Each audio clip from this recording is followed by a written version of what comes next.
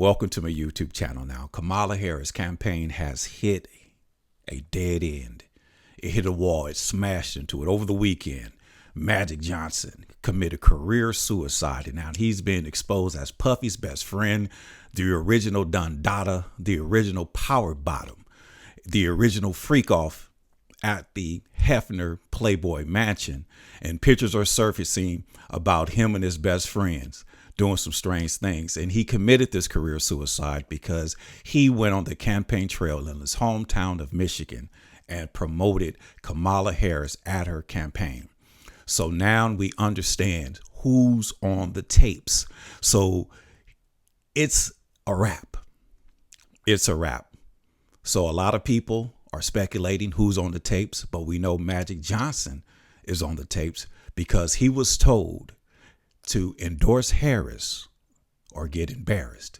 So he went out and appealed to black men in Michigan, and it didn't resonate because according to Proposition 6 in California, according to Assemblymember Lori Wilson in California, or according to the governor who made an apology for slavery, Gavin Newsom, the whistleblowers, the slaves will not be supporting Harris, or they are power bottoms. The original Don Dada, Magic Johnson. Look at this picture. Images says 1,000 words. Check this out. And I know you're shocked just as I am.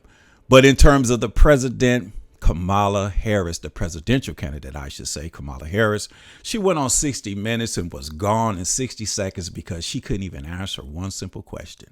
Did you make a mistake at the border? She went on with her word salads like usual. He doubled down again. No, I'm asking you, was it a mistake? And she said, it's a long going problem. He asked her again, was it a mistake?